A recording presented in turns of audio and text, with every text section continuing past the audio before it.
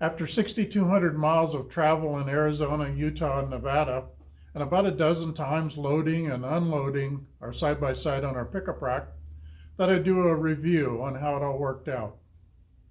When we pull into RV parks or service stations, at times I get asked, isn't the height the problem? But it's 12'2". Most highways in America, legal limit is 13'6", so it's really not an issue. Most canopies over gas pumps at service stations are around 14 foot or higher, and they're usually marked. The only issue that I've noticed, fast food restaurants, they'll have a limit of around 9 feet. So with the side-by-side unloaded, no problem on those locations. But you do have to be careful when it's loaded. Some racks that I've seen, the ladder looks kind of precarious, maybe not real safe. Some don't seem to even have a ladder. You just climb up the back. So I felt I wanted them real secure and pretty foolproof. So I put 2 hangers on the front for tying down and one at the driver door to get in and out of. The first couple short trips that we used our rack on, we had loaded the ramps inside the back of the truck bed. But that takes quite a bit of room, so it was really nice to have the ramps on the outside. It definitely gave us a lot more cargo space inside the bed.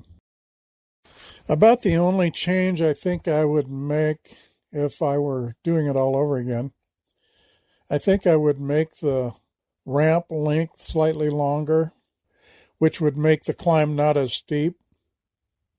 There's been times where it's raining or even icy. Even in four-wheel drive with the differentials locked going up, I occasionally would spin a little bit. I think that would be helpful to have longer ramps, but I don't think I'll do it now. But if I ever were to build another one, I would make the ramps longer. When we're parked in places like rest stops or Walmart parking lots, security is a bit of an issue. So the cargo in the back of my truck, I felt by having the ramps actually tied down with chain with lock was a good idea. Keeps people from thinking they can get in there. Also, when I don't have the side-by-side on and we're driving around shopping or whatever, the ladder being in the middle on the top, chained down with locks, definitely makes it secure. When we first started out from home in Bend, Oregon, headed to Arizona, I just hand tightened the turnbuckles.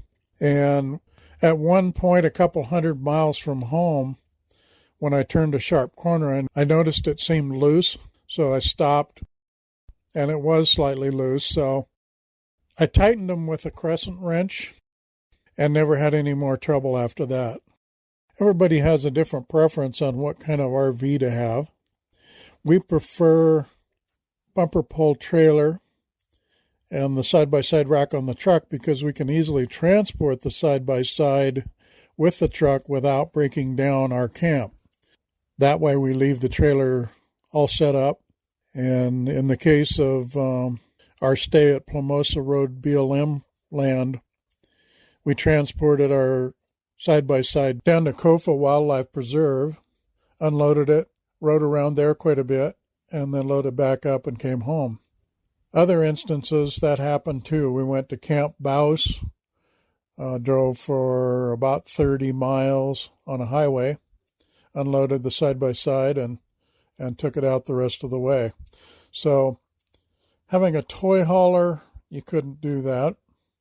Having a motorhome with a trailer, you couldn't do that. You'd have to take your whole camp with you.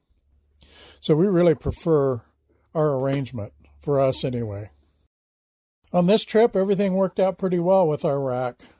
I don't think I'll change a thing. We'll be all set to go again to Arizona. Thanks for watching.